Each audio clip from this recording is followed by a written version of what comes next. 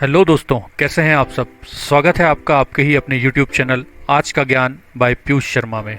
तो दोस्तों, जैसा कि आप सब जानते हैं कि मध्य प्रदेश सरकार बहुत जल्द राजस्व विभाग के अंतर्गत पटवारी भर्ती के लिए अधिसूचना जारी करने जा रही है। दोस्तों, प्राप्त जानकारी के अनुसार 5,000 से अधिक पदों के लिए विज्ञापन जारी होगा। जो अभ्यर्थी मध्य प्रदेश पटवारी भर्ती परीक्षा 2022 की लिखित परीक्षा की तैयारी कर रहे हैं, उनकी सहायता के लिए हमने यह सीरीज तैयार की है। दोस्तों, मध्य प्रदेश के राजस्व विभाग ने हाल ही में पटवारी के 5,204 भर्तियां करने का निर्णय लिया है। जो भी व्यक्ति इस पद के लिए तैयारी कर रहा है, उनके लिए यह एक अच्छा मौका है खुद को साबित कर एक सरकारी नौकरी हासिल करने का। इस सीरीज में हम आपके लिए लेकर आए हैं पिछले वर्षों के पेपर, जिसमें अभी इस सीरीज में हम आपको पंचायती राज एवं ग्रामीण अर्थव्यवस्था के पूछे गए प्रश्नों को बताएंगे, वो भी उनके उत्तर सहित। दोस्तों, यह जानकारी आपके लिए बहुत काम की हो सकती है। इसमें हम पंचायती राज एवं ग्रामीण अर्थव्यवस्था के लगभग 1,000 प्रश्नों के उत्तर जानेंगे। इस सीरीज में प्रत्येक दिन मैं आपको 20 प्रश्न और उनके उत्तर बताऊंगा, तो प्रत्येक दिन आप वीडियो देखना ना भूलें। तो दोस्तों, तैयार हो जाएं और अपने साथ पेन पेपर लेकर बैठ जाएं। हो सकता है कि इसमें से कोई भी छोटी सी जानकारी आपके काम पड़ जाए।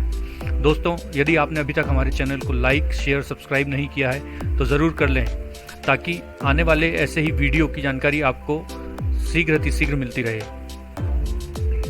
दोस्तों, एमपी पटवारी का परीक्षा पैटर्न आपको तो मालूम है, लेकिन फिर भी मैं आपको संक्षिप्त रूप में बता देना चाहूँगा कि यह एग्ज़ाम 100 मार्क्स का होगा।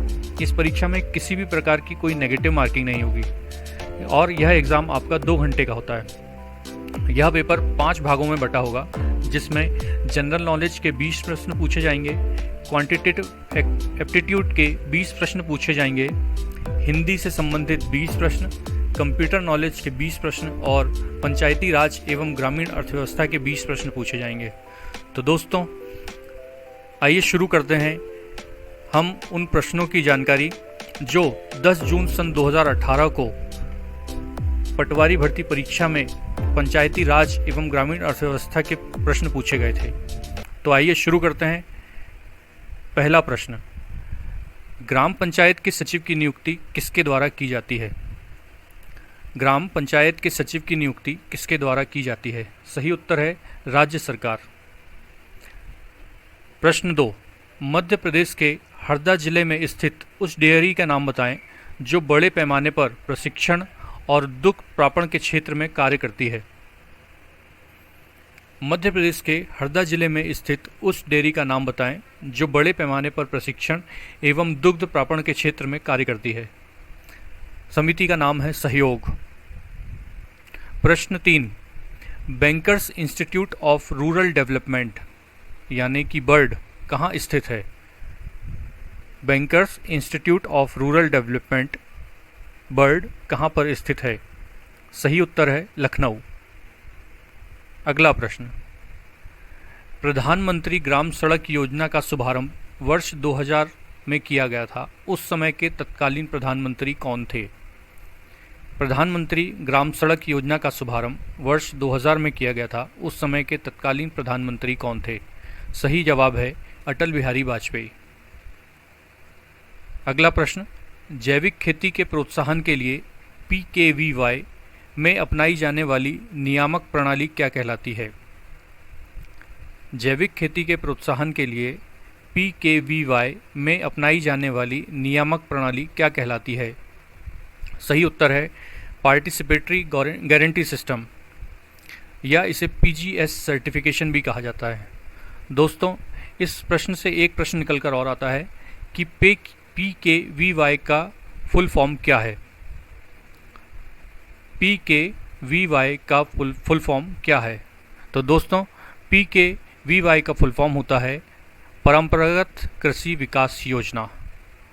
परंपरागत कृषि विकास योजना। अगला प्रश्न, महिला एवं बाल विकास मंत्रालय द्वारा किस दिन को बालिका दिवस घोषित किया गया है? महिला एवं बाल विकास मंत्रालय द्वारा किस दिन को बालिका दिवस घोषित किया गया है?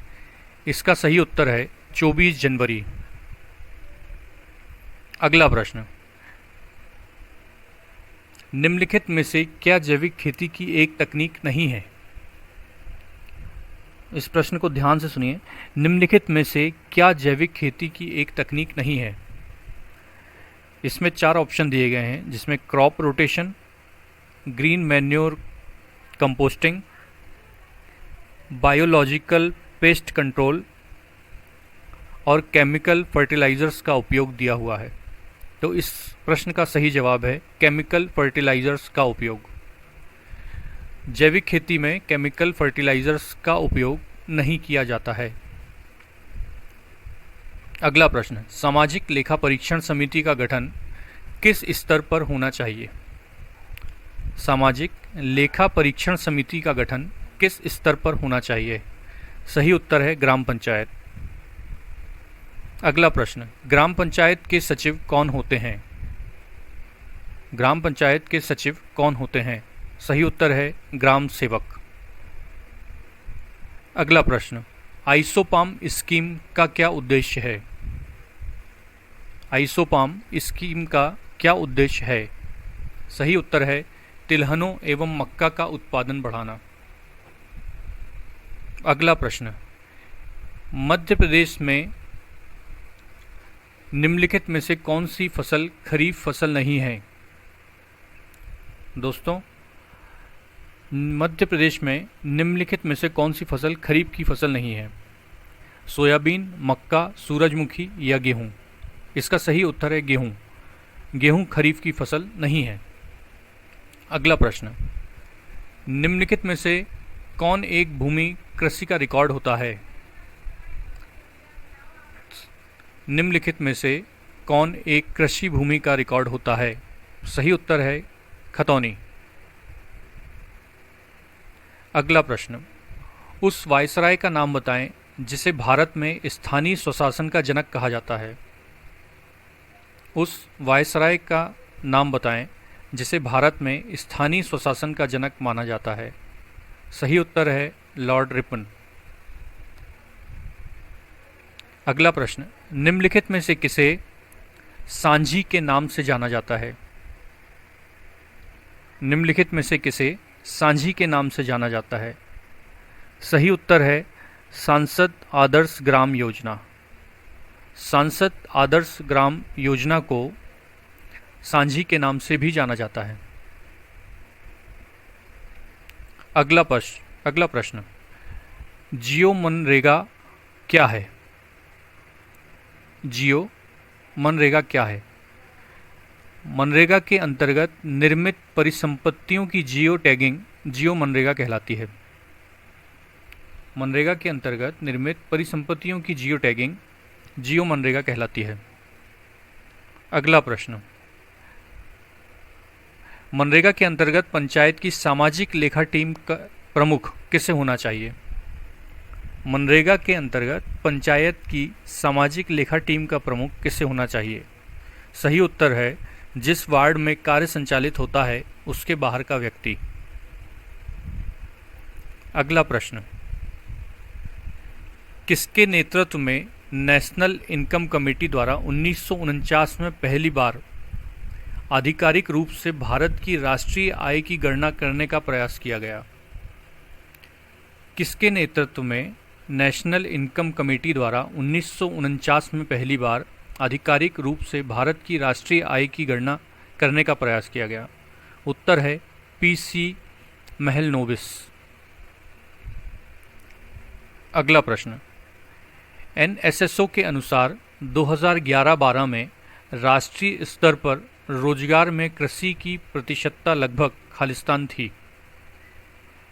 एनएसएसओ के अनुसार 2011-12 में राष्ट्रीय स्तर पर रोजगार में कृषि की प्रतिशतता लगभग खालिस्तान थी।